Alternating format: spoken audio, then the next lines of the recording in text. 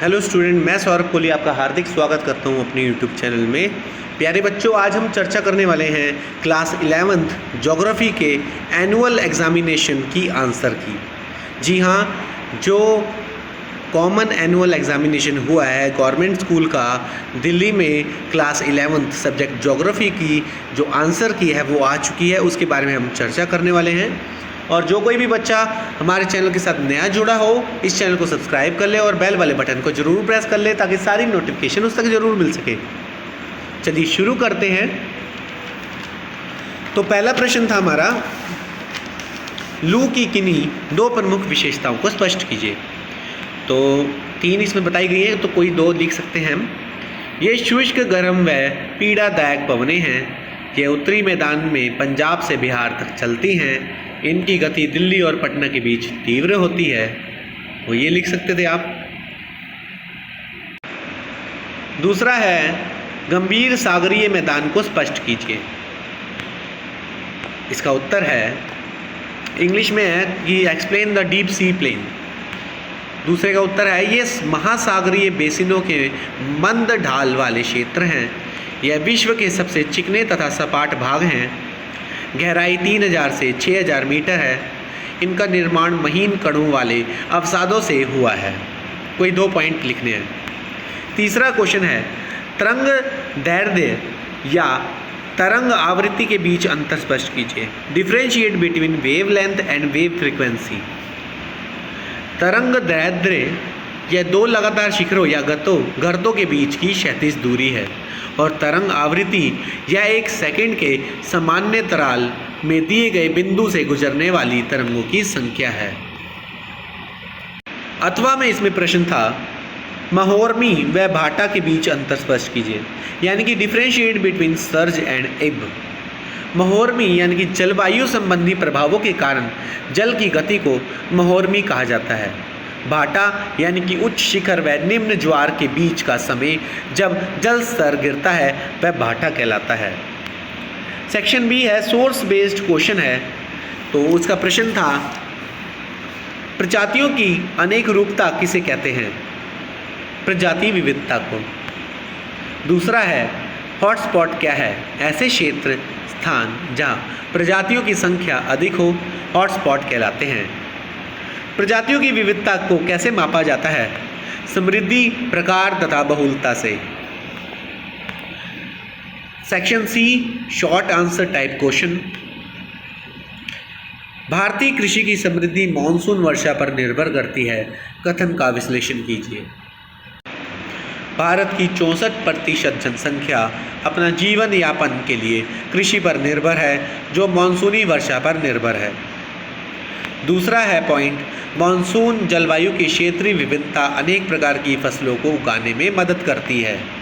वर्षा की परिवर्तनीयता देश के कुछ भागों में सूखा अथवा बाढ़ के कारण बनती है।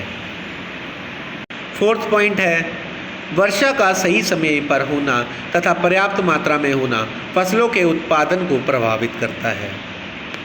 छठा प्रश्न है, संघनन के लिए अनुकूल दशाओं की समीक्षा कीजिए। वायु का आयतन नियत हो एवं तापमान औसांक तक गिर जाए। वायु का आयतन तथा तापमान दोनों ही कम हो जाए। वाष्पीकरण द्वारा वायु में और अधिक जल वाष्प प्रविष्ट हो जाए। हवा के तापमान में कमी संघनन के लिए अच्छी अवस्था है। इसमें अथवा में प्रश्न था आपका, ओस के बनने के लिए अनिवार्य अवस्थाओं की समीक्षा कीजिए, यानी कि examine the ideal condition for the due formation. साफ आकाश, शांत हवा, उच्च सापेक्ष आर्द्रता, ठंडी एवं लंबी रातें और औसांक जमाव बिंदु से ऊपर हों। ये सब पॉइंट आप लिख सकते हैं। अगला खंड है खंड घ, दीर्घ उत्तर प्रश्नीय, लॉन्ग आंसर टाइप क्वेश्चन। प्रश्न 7 से 9, मानवीय क्रियाएं वन्य प्राणियों की कम संख्या के लिए उत्तरदायी है। उपयुक्त तर्कों के साथ इस कथन का समर्थन कीजिए। तो उत्तर है, औद्योगिक और तकनीकी विकास के कारण वनों का तेजी से दोहन, खेती, आवास, सड़कों, खदानों, जलाशयों आदि के लिए जमीन से वनों को साफ करना, स्थानीय लोगों द्वारा चारे, ईंधन और इमारती लकड़ी के लिए वनों को काटकर उन पर दबाव बनाना या दबाव बढ़ाना, नए चारागाहों की खोज के लिए वन्य जीवों और उनके आवासों को नष्ट किया, रजवाड़ों तथा अमीर वर्ग के द्वारा उनका शिकार करना, जंगलों में आग के कारण। कोई 5 पॉइंट आप लिख सकते हैं। यह कृषि के लिए अपर्याप्त उपजाऊ नहीं है। क्षेत्र तमिलनाडु, उड़ीसा, केरल, कर्नाटक, मध्य प्रदेश, असम में पाई जाती है। अथवा इसमें अगला प्रश्न है, लैटराइट मृदा की किन्हीं 5 विशेषताओं का मूल्यांकन कीजिए। लैटराइट एक लैटिन शब्द लैटर से बना है जिसका शाब्दिक अर्थ ईंट होता है। यह उच्च तापमान व भारी वर्षा वाले क्षेत्रों में विकसित होती है। यह मृदाएं तीव्र निक्षालन का परिमाण है। इनमें जैव पदार्थ नाइट्रोजन, फॉस्फेट और कैल्शियम की कमी होती है। इनमें लो ऑक्साइड और पोटाश की अधिकता होती है। यह कृषि के लिए अपर्याप्त उपजाऊ नहीं है। क्षेत्र तमिलनाडु, उड़ीसा, केरल, कर्नाटक, मध्य प्रदेश, असम में पाई जाती है। अथवा में प्रश्न है, शुष्क मृदा की किन्हीं 5 विशेषताओं की मूल्यांकन कीजिए। इनका रंग लाल से लेकर किशमिशी तक होता है। इनकी संरचना बलुई होती है और प्रकृति से लवणीय होती है। इन मृदाओं में नमी और ह्यूमस की कमी होती है।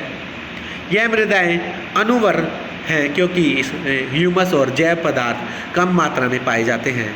यह मृदाएं विशिष्ट शुष्क स्थलाकृति वाले पश्चिमी राजस्थान में विकसित हुई हैं। 9वां प्रश्न है, कोरियोलस बल पवनों की दिशा को प्रभावित करता है, कथन पर प्रकाश डालिए।